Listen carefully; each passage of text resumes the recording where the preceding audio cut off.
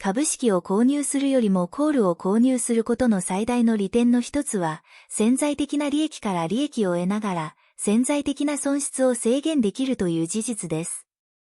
例えば、価値が大幅に上昇する可能性は高いが、価値が大幅に下落するリスクも小さい特定の企業に投資したい場合があります。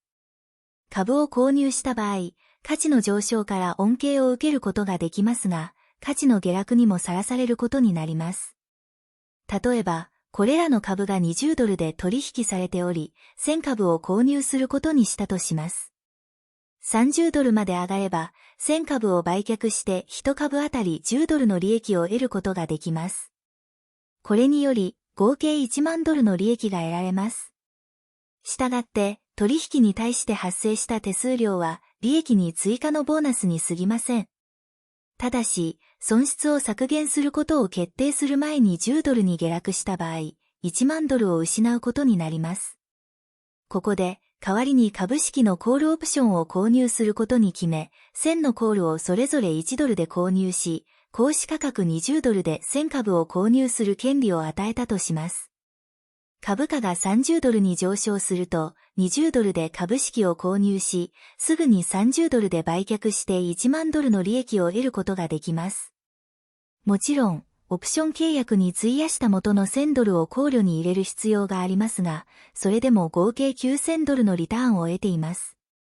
これは、ストックオプションを購入して得たであろう1万ドルより少し少ないですが、ここでの本当の利点は損失を制限することです。株価が10ドルに下落した場合、オプションを行使せず、最初に投資した1000ドルを失うだけです。この例は、価格が計画通りに動いた場合、利益のごく一部を犠牲にする可能性がありますが、価格が逆方向に動いた場合、リスクへのエクスポージャーが大幅に減少することを示しています。この例は、株式に対するオプションのもう一つの大きな利点、つまりレバレッジも強調しています。上記の例で1000株を20ドルで所有するには、2万ドルを投資する必要がありました。強調されているように価格が上昇し、1万ドルの利益が得られた場合、これはあなたの投資に対して 50% の利益をもたらします。ただし、1000のオプションを1ドルで購入すると、わずか1000ドルの投資が必要になります。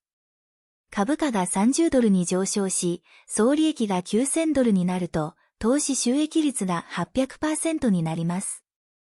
オプションを購入するとリスクを制限できるだけでなく、初期投資と比較してはるかに大きなリターンが得られる可能性があります。このやや基本的な例は、オプション取引がいかに有益な投資方法であるかについてのアイデアを提供するはずです。使用する戦略に応じて、既存のポジションをヘッジするなど、取引オプションを使用する方法は数多くあります。